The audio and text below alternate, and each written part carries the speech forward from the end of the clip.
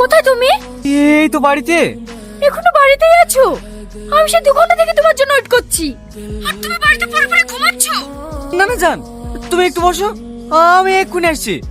আমি আর তোমার জন্য ওয়েট করতে পারবো না, চলে গেলাম। শোনো না জান, তুমি আমাকে 5 মিনিট সময় দাও, আমি 5 মিনিটের মধ্যে পৌঁছে দেবো। 5 মিনিট তো? হ্যাঁ, 5 মিনিট। তোমার যদি আসতে 1 মিনিট লেট হয়, আমি কিন্তু সোজা বাড়ি চলে যাব। কথাটা যেন মাথায় থাকে।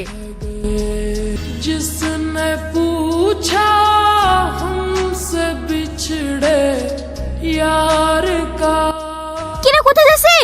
একটু বাজারে যাও মা। पूछा এইভাবে? হ্যাঁ, কেন কি হয়েছে?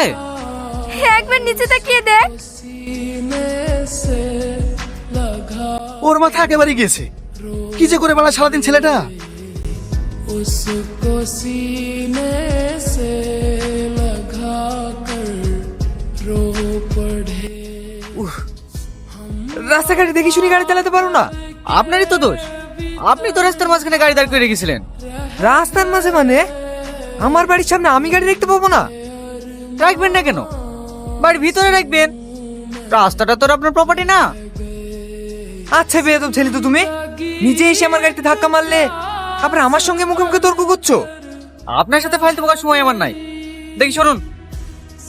আরে আরে চলে এসেছি জান, 20 সেকেন্ড আগে চলে এসেছি। এ কি অবস্থা তোমার? কামলে কি করে? আর বলো না, রাস্তা আসতে গিয়ে একটা ব্যাকের লোকের সঙ্গে অ্যাক্সিডেন্ট হয়ে গেছে। আমি ব্যাকের লোক বলতো স্কুটি থেকে পানি টামটা নামাইছিলাম, কোথা থেকে এসে আমাকেই ধাক্কা মেরে দিল। তারপর আবার আমার সাথে তর্ক করছিল। তর্ক করতে গিয়ে তো আমার লেট হয়ে গেল, তাহলে তো আমি আরো 1 মিনিট আগে চলে আসতাম। আরে 1 মিনিটের থেকে 10 মিনিট লাগুক, গাড়িটা তো সাবধানে চালাবে। আমি সাবধানে চালাচ্ছিলাম, রাস্তার মাঝে গাড়িটা না থাকলে অ্যাক্সিডেন্ট তো হতো না। আমার বাড়ির সামনে আমি গাড়ি রাখবো না বলতো? তোমার আর কোথাও লাগেনি তো? না। দাঁড়াও, তোমার জন্য কিছু অর্ডার দি। ওইটা? Yes ma'am. ওকে, আর কিছু? না না, আর কিছু লাগবে না।